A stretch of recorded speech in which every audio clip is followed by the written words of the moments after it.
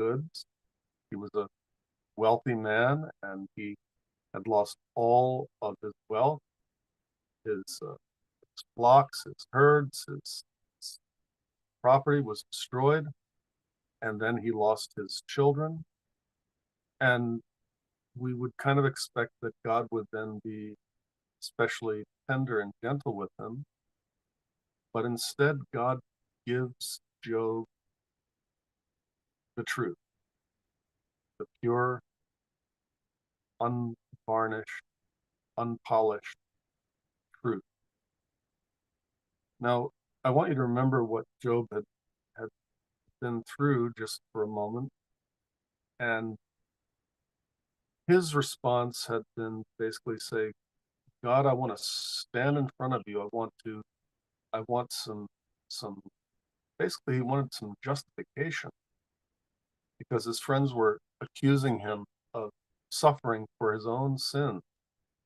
They thought he must have done some great sin because all throughout the wisdom literature and the wisdom teaching of that we know from Scripture and that they knew from their experience with God, uh, you know, obedience brings blessing and disobedience brings curses.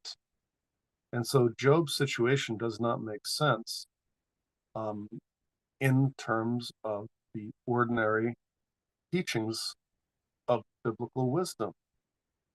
We expect that when we obey God that we will experience blessing. And Job is instead experiencing cursing. And so his friends keep telling him, just admit that you're sin, admit your sin, admit your sin. His wife's not much better. She says, just curse God and die. I guess she knows him well enough to know that he hasn't done any great sin, but she kind of thinks he's foolish for sticking with God. Just curse God and die since he's cursed you. Essentially, logic, I think, what she's saying. But Job finally, in anger with his friends and all of their interference, he wants to be justified before God. And so he kind of demands justice. He wants to stand on trial in front of his judge and uh, defend his integrity. Um, and so he questions God, and God responds. But again, God does not respond expectant. First of all, or second of all, first thing was that God doesn't answer him the way we might expect. He's not particularly gentle. He gives Job the truth in a form that is not easy to digest. But secondly, God's response to Job does not directly answer his question. He doesn't confirm or deny Job's integrity, in at least not initially. Although at the very end, after Job has repented, God will give Job his face back in front of his friend. And he will have Job pray for his friends for their forgiveness, which will give him face uh, among those who have been questioning his integrity. But in this initial blast, God doesn't do anything like that. He doesn't answer Job's question. He doesn't confirm Job's integrity or deny Job's integrity. He talks about something completely different. Um, Job wants to prove that he doesn't deserve what he's undergone. He wants to stand before his judge like a man on trial and defend his integrity. But I don't know if you've ever swum in the ocean. You know that in Bali one day I decided to jump in the ocean. Usually I just walk along the beach and get a little exercise. One day I thought, well, it's so hot, I'm going to just jump in. And I jumped in and I didn't realize what the waves were like there. And at Canggu, the wave just picked me up and smashed me down and rolled me around. And I'm glad to get out without breaking any limbs or scratching myself too severely on the coral. Um, and what God does to Job is he overwhelms his question like the ocean overwhelms a man and turns him upside down when he thought he was firmly braced to face the wave. You know, when you're in the ocean, you brace yourself, you're going to be able to stand this wave, or a really bigger one, you kind of dive into it to avoid turbulence. And sometimes, though, we find that the wave is much bigger than we expected, and it does things that we had no idea it could do to us. And that's what God's answer does. It really just picks Job up, puts him out of his depth, and spins him around upside down. Um, God's answer to Job is, in its initial argument, that God is not obliged to answer Job. I think this is important for us to remember. God is not obliged to answer to us. He does not have to explain himself to us. It is the inferior who must explain himself to the superior when you're dealing with an absolute monarch. And so in an absolute monarchy, it is the subject that must give explanations to the king. The king is not required to give explanations to his subject. And this is especially true of God. God's answer to Job is that he's not obliged to answer Job. But really what he says directly is that Job is not qualified to question him. Now, what God means by this is that Job has so little understanding of what's going on that his questions are like the question of a child, a question, let's say, a nuclear physicist or brain surgeon on, why are you doing this or that? It would just wouldn't make any sense for a little child of, let's say, 3 years old to question a nuclear physicist as to why he was arranging this molecule this way or that way. A child at that age just knows too little to enter into the discussion. And if there's any advantage to my generation, the generation of agnosticism, the one advantage I would say would be that agnosticism uncovers a little piece of truth. And that truth is that we human beings are not capable, in my opinion, of the kind of certainty that God has about things. Because to have absolute certainty requires absolute knowledge, and only God has absolute knowledge or the ability to even process absolute knowledge, to integrate all the different facts together to create the big picture. We're lacking that. And so God answers Job out of the whirlwind, and he answers him with questions. And because Job will not be able to answer these questions, Job himself will realize that he shouldn't have asked his question. The Lord answered Job out of the whirlwind. And so, if you've ever been near a whirlwind, you know that it's rather a terrifying sight, and it can make terrifying sound. In America, when there's a twister, it sounds like a freight train coming through. And here's this twister, this whirlwind. And so it's a terrifying sight, and God speaks out of this terrifying apparition. And he asks, who is this that darkens counsel by words without knowledge? Well, when you're when you're looking for good counsel, want someone to answer you who knows what they're talking about. And what God is saying here, Job, you're trying to enter into this discussion, but you don't know what you're talking about. You don't know enough about the situation, even engage in this conversation. And so God now challenges Job. Again, he's not gentle with him. Job has been through so much suffering, and yet God knows that what Job needs is a good jolt of the truth to bring him out of this pathetic attitude toward the Almighty. And so God says, dress for action like a man. I think in Hebrew that probably says, gird up your loins. When in the old days they had a long outfit, they're going to run into battle. They needed to somehow get that robe tied up in a way that it wouldn't interfere with their running. So God's saying, look, dress for action, dress for battle. Put up your dukes like a man.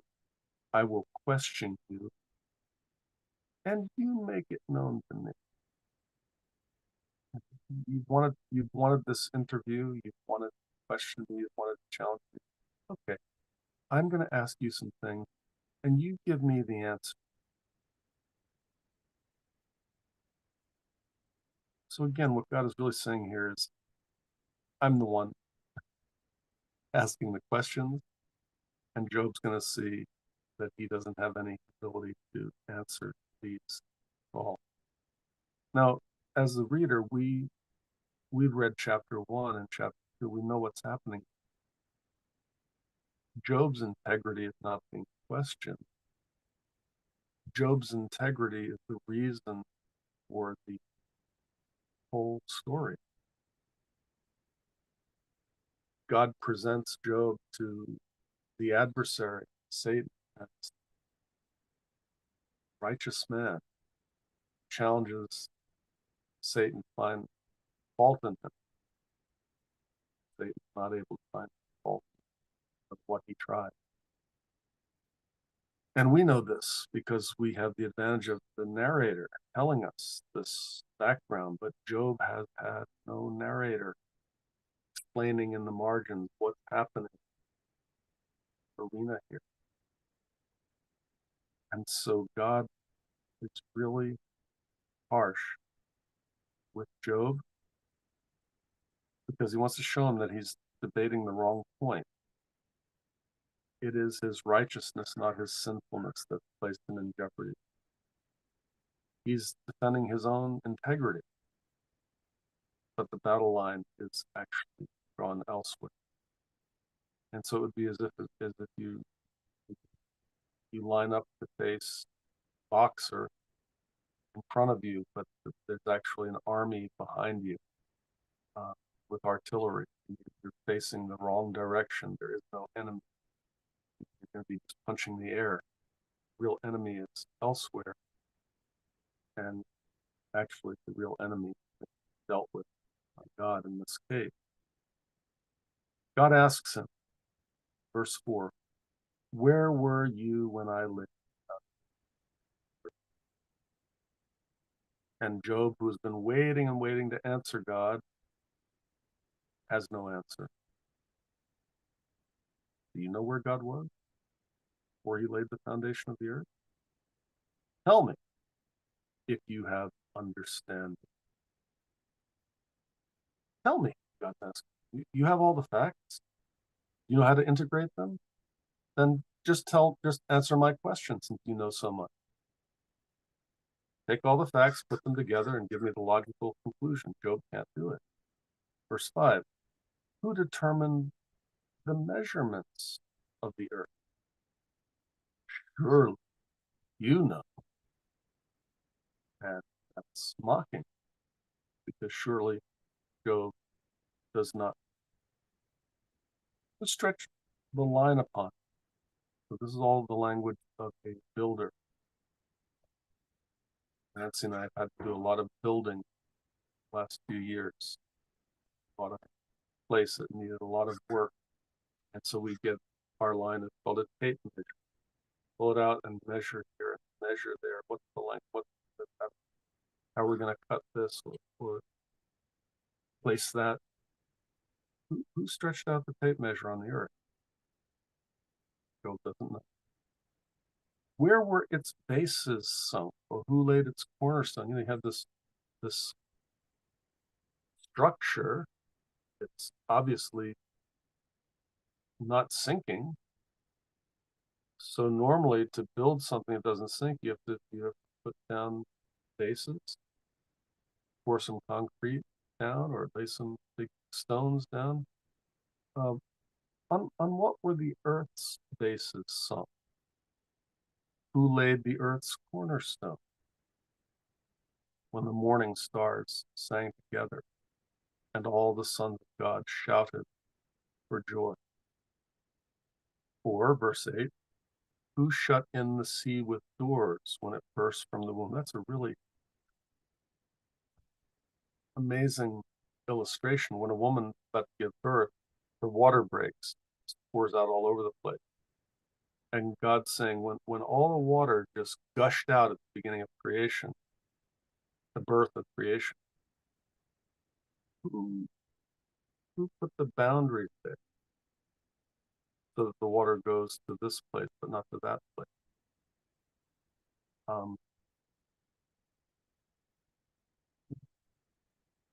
Where were you when I made the clouds the earth's garment?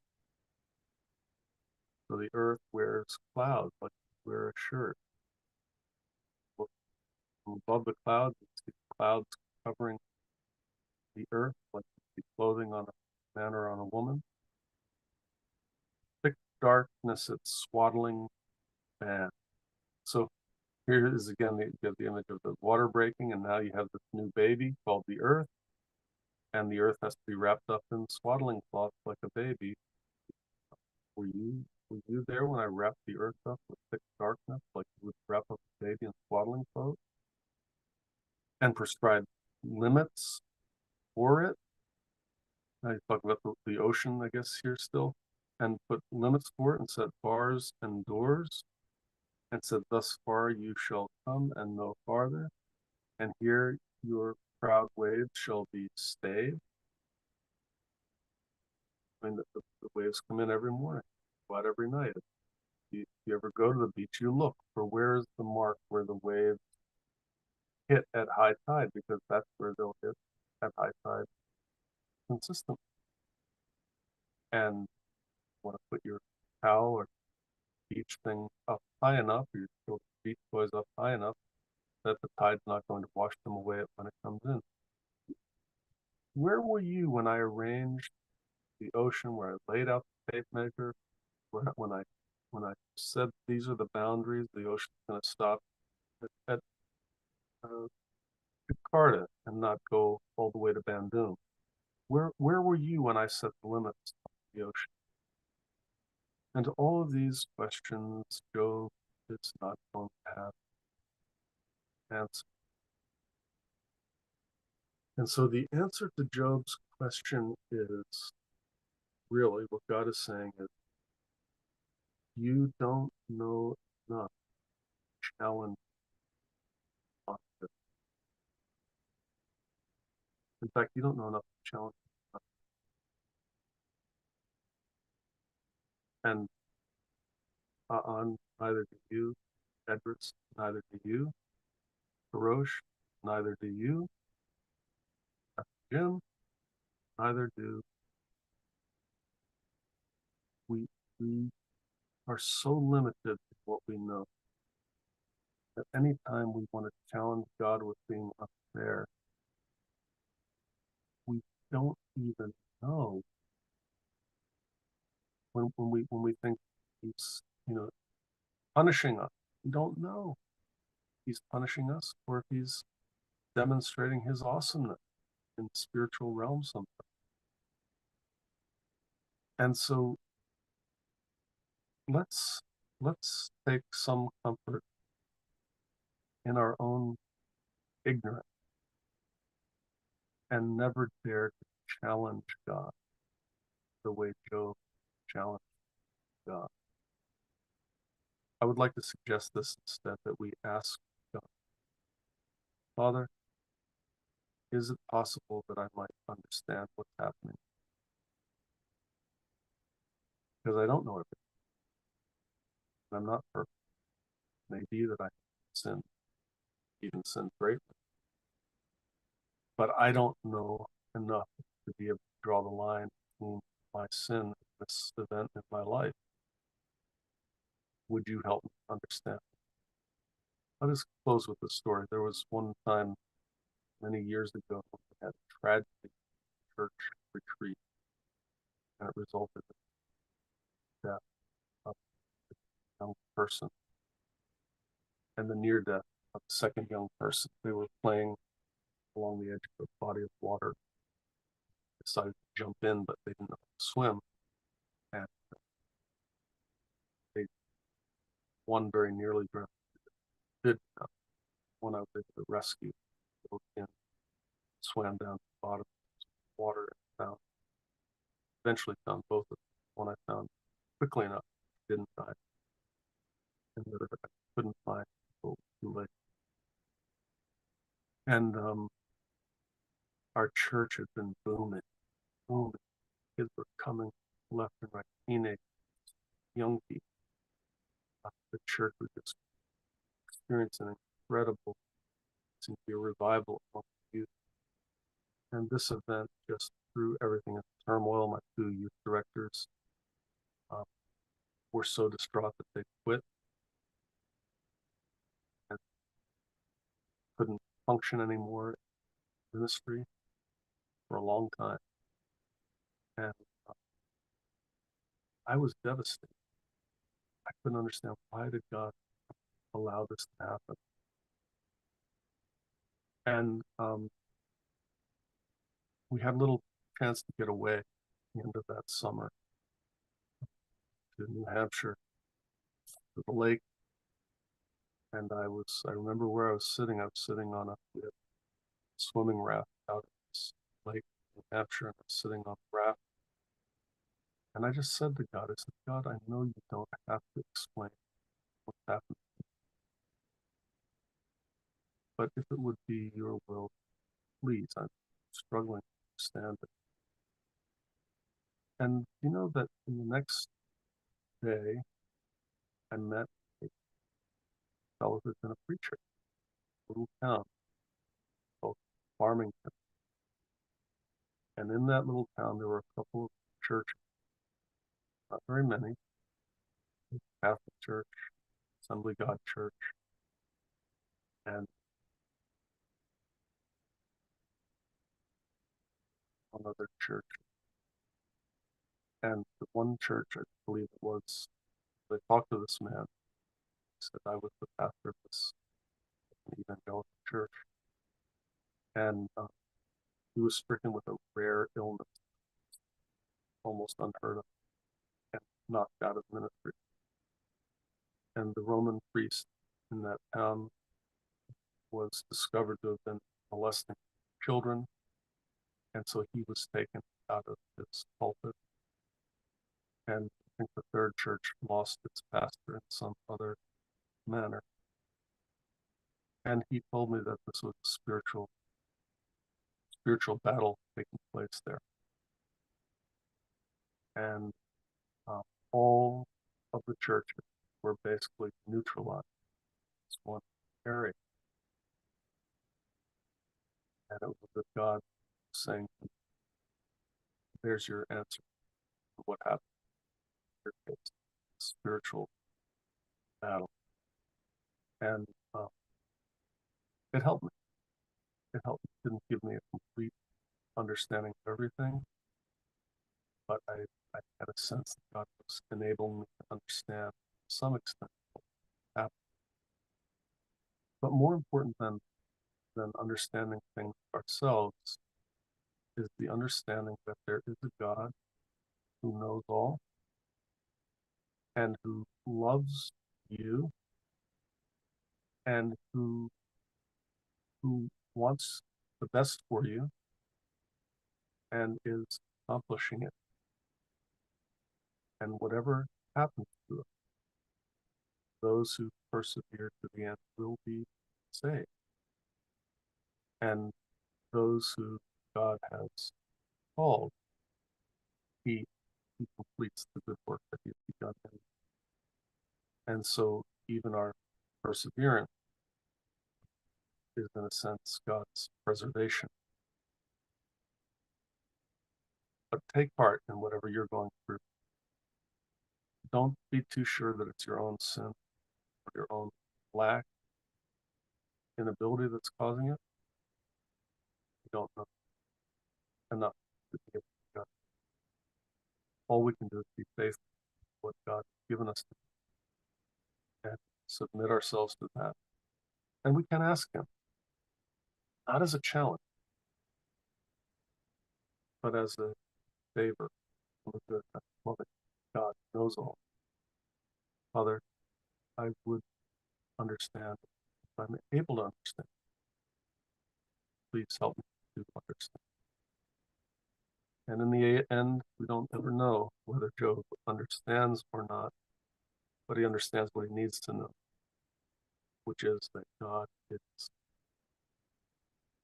charge and that God cares about him and even cares about him enough to remind that he's not, that he doesn't have all knowledge. And I don't think that we will ever have all knowledge, perhaps not even in heaven where we will know as we are known, will we know what God, even in heaven, will still be forever. Because God is the only being all the knowledge, and the rest of us are limited. Well, that's what I have to say about God's answer.